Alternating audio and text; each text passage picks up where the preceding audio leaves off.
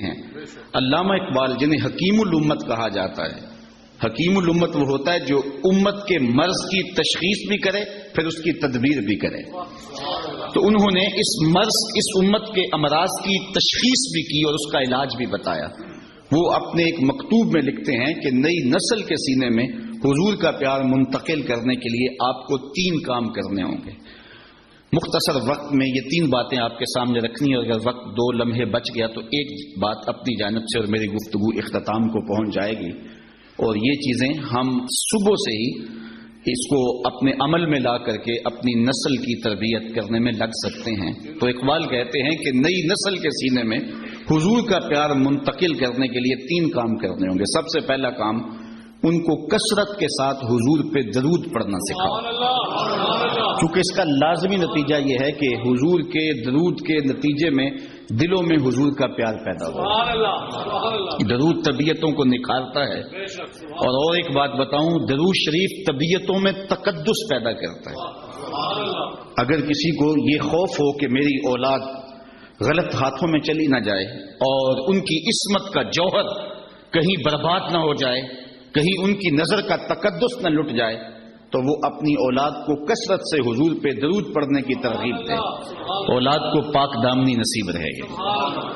درود کا یہ فائدہ بھی ہے کہ طبیعتوں کے اکھڑ پن کو دور کرتا ہے. اگر آپ کو یہ پریشانی ہو کہ اولاد اکھڑ مزاج ہے، بات مانتی نہیں ہے، طبیعت میں سختی ہے، تو ان کو بطور وظیفہ درود کی تسبیح دیں. آپ ہفتوں اشروں میں دیکھیں کہ ان کی طبیعت میں لطافت آ گئی ہے. درود پڑھنے والے کو اللہ ذہانت کی دولت سے بھی مالا مال کرتا ہے.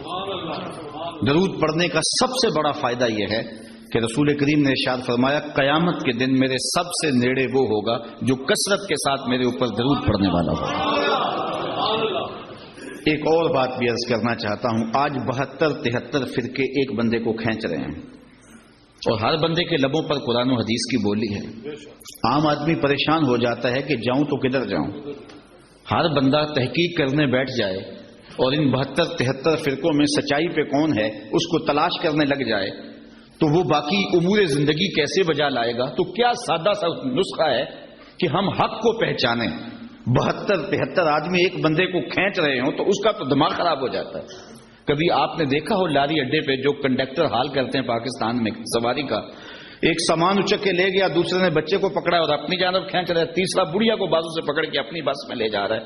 تو بعض عورتیں غصے میں آ جاتی ہیں، پائیا سا کتے بھی نہیں جانا.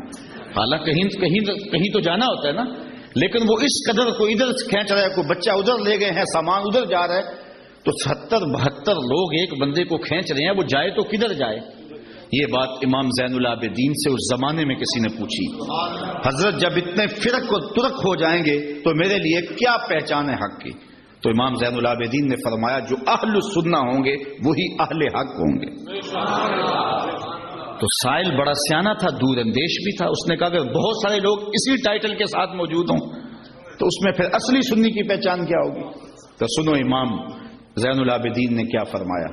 فرمانے لگے من علامات اہل سنہ کثرت الصلاۃ علی رسول اللہ. نشانی میں بتا دیتا ہوں، کثرت سے حضور پہ درود پڑھنے والے ہوں گے.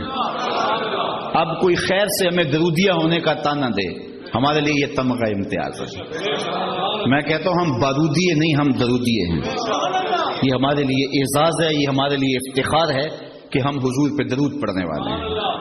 تو کثرت سے درود پڑھو تو اس کا فائدہ یہ ہوگا کہ آپ کو حق ہاتھ میں آ جائے گا. اچھا ایک آخری بات درود کے حوالے سے اور بھی عرض کروں کہ درود پڑھنے والے کے لہجے میں مٹھاس پیدا ہو جاتی ہے. کسی نے اقبال سے یہ راز پوچھا کہ تیرے شعروں میں کھنڈ کہاں سے آئی. غالب اقبال سے بڑا شاعر اہل نقد مانتے ہیں، لیکن جو عزت اقبال کو ملی علیہ رحمہ کو وہ غالب کا مقدر نہیں ہو سکی. تو کسی نے یہ راز اقبال سے پوچھ لیا کہ تیرے شعروں میں یہ مٹھاس کہاں سے آ گئی. تو اس نے کہا کہ میں نے 1.25 کروڑ مرتبہ حضور پہ درود پڑھا تھا. یہ سارا شہد نام محمد کا ہے صلی اللہ علیہ وسلم. میں تنہا کمال سخن کو نہ پہنچا، میرے شعر ہیں اور تاثیر ان کی. تو اپنی اولاد کو کثرت سے حضور پہ درود پڑھنا سکھائیں گے تو اس کا لازمی نتیجہ یہ ہوگا کہ ان کے سینے میں حضور کا پیار پیدا ہوگا. دوسری بات، انسان فطرتاً حسن پسند ہے، یہ انسان کی طبع ہے، اس کا انکار نہیں کیا جا سکتا۔ جہاں بھی حسن ہوگا انسان ادھر لڑک جائے گا، وہ کاکل داراز میں ہو، وہ لب و رخسار میں ہو، وہ قامت زیبا میں ہو، وہ نرگسی آنکھوں میں ہو، وہ معصوم بچے کی مسکراہٹ میں ہو، اور وہ بوڑھے کے بالوں کی سفیدی میں ہو، وہ دھنک کی شوخی میں ہو، وہ کوسے قضا کی رنگینی میں ہو، وہ پپیہے کی آواز میں ہو، وہ بلبل کے لہجے میں ہو، وہ کوئل کی دل فریب صدا میں ہو، وہ جہاں بھی ہوگی تتلی کے پروں میں ہو، قدرت کی سنائی کے رنگ ہو، جہاں بھی حسن ہوگا دل ادھر لڑک جائے گا۔ یہ انسانی فطرت ہے۔ تو اقبال کہتا ہے جب یہ طے شدہ ہے کہ انسان کا دل حسن کی جانب مائل ہوتا ہے تو پھر آؤ نہ اسے وہاں لے چلیں جہاں حسن بھی پانی بھرتا ہے اور عشق بھی غلامی کرتا ہے، اسے شہنشاہ خوباں کی چوکھٹ پہ لے چلیں۔ اس عنوان سے صرف ایک حدیث آپ کے سامنے عرض کر کے آگے عرض کروں گا۔ حضرت ابو طفیل صحابہ میں سب سے آخر میں انتقال کیا ہے۔ حج کا موسم تھا، لوگوں کا ہجوم تھا، یہ ایک اونچے ٹیلے پہ کھڑے ہو گئے اور لوگوں سے مخاطبہ کرتے ہوئے کہا، لوگوں اس وقت روئے زمین پہ میرے علاوہ کوئی نہیں جس نے حضور کو دیکھا ہے، آؤ مجھ سے حضور کی باتیں سنو۔ اللہ اکبر، اس بات پہ ناز ہے۔ ہمارے استاد تھے محمد علی حاشر صاحب، وہ بڑے فخر سے کہتے تھے میں مولانا ظفر علی خان کا مصاحب رہا ہوں۔ مولانا کا اخبار چھپتا تھا زمیندار، تو اس کی شاہ سرخیاں لکھتے تھے، تو بڑے ناز سے کہتے، کمال درجے کے کاتب تھے۔ میں اقبال کی صحبتوں میں بیٹھتا رہا ہوں، میں نے داغ دہلوی کو دیکھا ہے۔ یار جس نے داغ دہلوی کو دیکھا ہو، جس نے استاد ابراہیم ذوق کو دیکھا ہو، جو اقبال کی مجلس حاصل کر چکا ہو، جو مولانا ظفر علی کی قربت میں بیٹھتا رہا ہو، وہ تو ناز کرے، اور جس کی آنکھوں نے جمال محمد عربی دیکھا وہ اپنے مقدر پہ ناز کیوں نہ کرے؟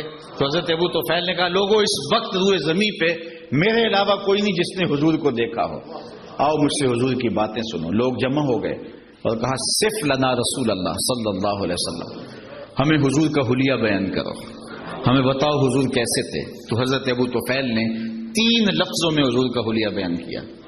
کان رسول اللہ صلی اللہ علیہ وسلم ابیض ملیحن مقصدا، ایک تو چٹے رنگ کے تھے، چٹا رنگ، حضور چونے کی طرح سفید نہیں تھا بلکہ سفیدی میں سرخی کی آمیزش تھی۔ تو کہا ایک تو چٹا رنگ تھا، دوسری بات ملیحن، حضور کا حسن نمکین تھا۔ اعلی حضرت بولے، حسن پھیکے ہیں جب تک نہ مذکور ہو، ہے نمکین حسن والا ہمارا نبی۔ تیسری بات مقصدہ، متوازن، لیسا بالطویل الممغط ولا بالکثیر المتردد، قد چھوٹا بھی نہیں اور پست قامت بھی نہیں، ربع کے لفظ ہے، درمیانی قد، بلکہ درمیانی سے بھی کچھ اٹھتا ہوا۔ قد حضور کا درمیانہ تھا، لیکن اذا جامع القوم غمرہم، 10,000 کا اجتماع بھی ہوتا، بڑے بڑے اونچے قد والے ہوتے، لیکن حضور ان میں کھڑے ہوتے، حضور کے کندھے لوگوں کے سروں سے اونچے دکھائی دیتے۔ یہ اللہ نے اپنے محبوب کو شان دی تھی۔ تو 3 لفظوں میں حضور کا حلیہ بیان کیا، یاد کیا جا سکتا ہے۔ کان رسول اللہ صلی اللہ علیہ وسلم ابیض ملیحن مقصدا، اور اگر عربی یاد نہیں ہوتی تو گولڑے کے تاجدار نے کام سوکھا کر دیا۔ مکھ چند بدر شاہ شانی، متھے چمک دی لاٹ نورانی، کالی زلف تے اکھ مخمور رکھی ہیں مد بھریاں۔ تو حضور کا حلیہ بیان کرو گے تو نئی نسل کے سینے میں حضور کا پیار پیدا ہوگا۔ تیسری بات اقبال نے یہ بیان کی، وہ کہتے ہیں کہ جس طرح میرے حضور کی صورت جیسی صورت کسی کی نہیں، میرے حضور کی سیرت جیسی سیرت بھی کسی کی نہیں۔ تو جب حضور کی سیرت اپنی نسل کے سامنے رکھو گے تو ان کے سینے میں حضور کا پیار پیدا ہوگا۔ نجی زندگی، کسی زمانے میں ایک غیر مسلم نے اسلام قبول کیا تو اسے پوچھا گیا کہ اسلام کی کس قدر نے تجھے متاثر کیا ہے؟ تو وہ بولا، سیرت کا صرف ایک واقعہ میری ہدایت کا سبب بن گیا۔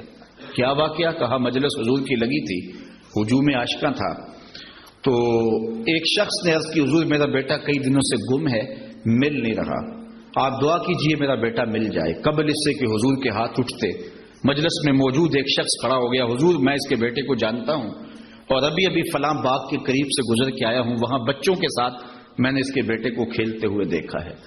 جب باپ نے سنا تو اس نے دوڑ لگا دی، حضور نے فرمایا سے بلاؤ۔ بلایا گیا، بہت جلدی ہے؟ جی حضور آپ جانتے ہیں ایک باپ کے جذبات کیا ہیں، کئی دنوں سے بچہ بچھڑا ہے، اب خبر ملی ہے تو بہت جلدی اپنی آنکھوں کی پیاس بجھانا چاہتا ہوں۔ ماں الگ تڑپ رہی ہے، کئی دنوں سے اس نے کچھ کھایا نہیں، کچھ پیا نہیں، میں چاہتا ہوں کہ بہت جلد اسے ملوں اور سینے کو قرار ملے۔ فرمایا ضرور جاؤ، میں تجھے روکتا نہیں، روکنے کے لیے بلایا بھی نہیں۔